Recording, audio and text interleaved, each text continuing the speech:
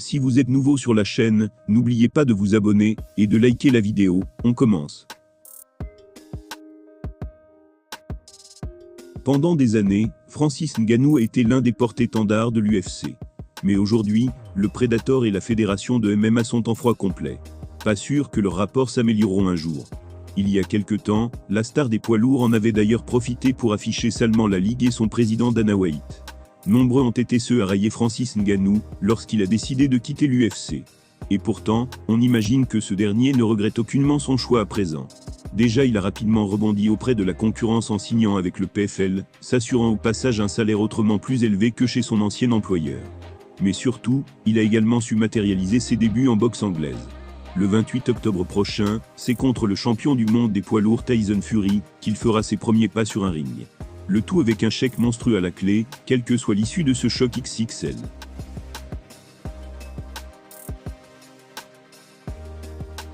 Encore une fois, ce sera une belle revanche vis-à-vis de l'UFC.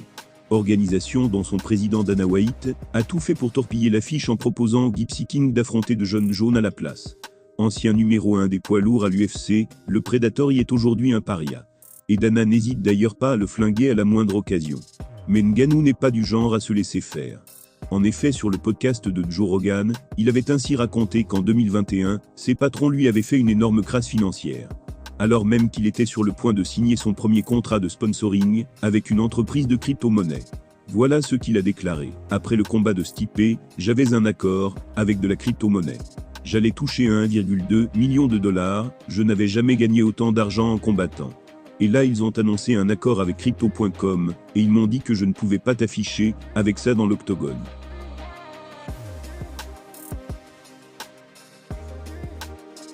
Ajouté à ça, il touchait un salaire minable pendant des années, bien en dessous de ce que l'on pourrait attendre d'une superstar.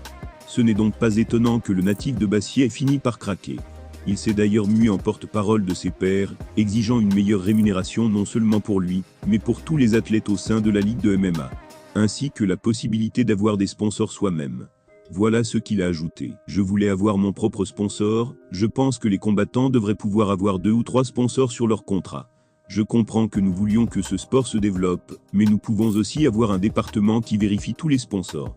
Il y a beaucoup de bonnes choses à faire pour permettre aux combattants d'obtenir un peu plus d'argent, et c'était une discussion que je voulais avoir. En fin de compte, l'UFC aura toujours fait la sourde oreille aux demandes de Francis Ngannou, et c'est ce qui a poussé le Camerounais à mettre les voiles.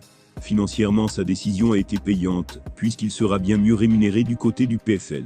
Et on ne vous parle même pas du chèque qu'il touchera contre Fury.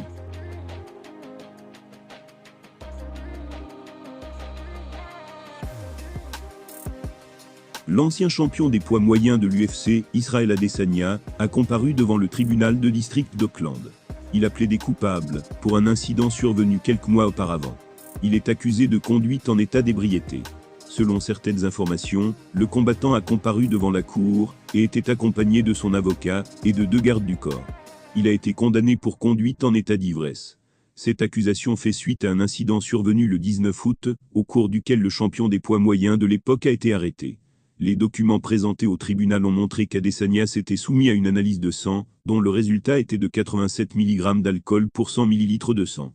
Cela représente 7 mg pour 100 ml de sang, au-dessus de la limite légale de 80 mg.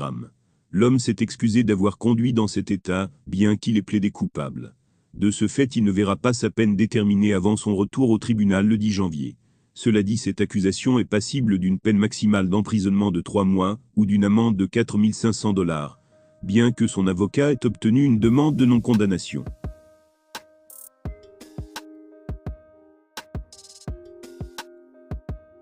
Izzy a également fait une déclaration au New Zealand Herald, dans laquelle il s'est excusé pour ses actes, soulignant qu'il était en position d'influence, et qu'il n'aurait pas dû être au volant. Voilà ses mots. Je tiens à m'excuser auprès de la communauté, de ma famille, et de mon équipe pour la décision que j'ai prise. Je n'aurais pas dû être au volant après avoir bu au dîner.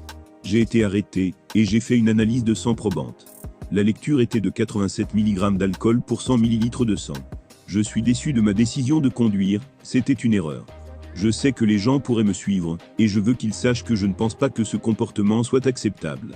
Même si le montant qui se trouvait dans son organisme dépassait juste la limite légale, il est difficile d'ignorer que cet incident a eu lieu à peine 3 semaines avant son combat pour le titre avec Sean Strickland à l'UFC 293. Il finirait par perdre ce combat dans un énorme bouleversement, perdant ainsi son titre.